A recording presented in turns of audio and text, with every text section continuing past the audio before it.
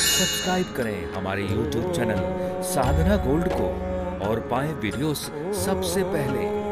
Bell icon दबाना ना भूलें। ज्ञान और वैराग्य अगर नहीं है तो कुछ भी नहीं है।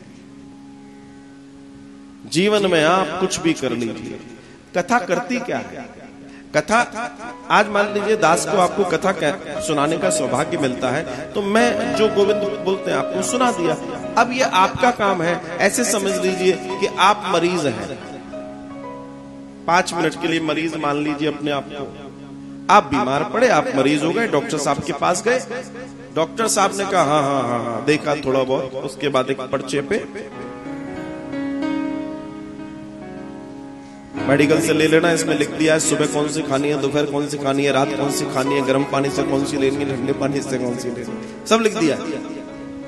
अब कोई व्यक्ति वो पर्चा ले जाए और पर्चा ले जाके घर पे जाके सो जाए।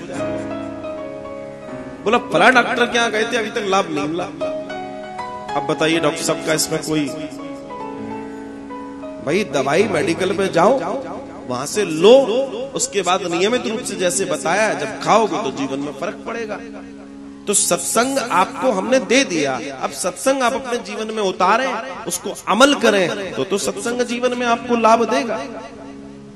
अगर हम उसको उतार कर अमल ही नहीं करेंगे तो जीवन में फिर वो चीज, वो घटना तो घटने वाली नहीं है। कोई भी कार्य को जब तक हम पूर्ण रूपेण करेंगे ही नहीं तो जीवन में प्रभाव कहां से आएगा? आ ही नहीं सकता। इतने हजारों, अभी तो चलो यहां कथा चल रही है, जब बाहर मैदान में कथा होती थी तो हजारों लोग बैठते थे कथा में, और हजारों लोग ही बैठते।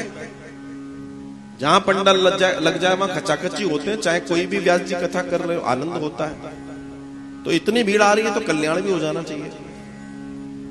अगर दृष्टिकोण की बात करें कि भाई जब इतने लोग आ रहे हैं तो सबका कल्याण भी हो जाना चाहिए, क्यों नहीं हो रहा?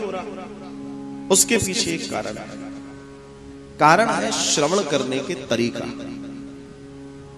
वो एकाग्र चित्ता, वो अनिवार्यता, जो नियम बताए। क्योंकि कुछ लोगों के लिए परमात्मा पूजा भजन वो सिर्फ एज ए फॉर्मेलिटी है, वी हैव टू डू, हमें करना है, सिंपल। क्योंकि हम हिंदू हैं, सनातन संस्कृति में आए हैं, घर में सब लोग करते हैं, हमें भी करना पड़ेगा। मतलब इसको बहुत प्रैक्टिकली समझिए मैं जो कह रहा हूं। ये थोड़ा सा कड़वा है मगर जो है वो ठीक है,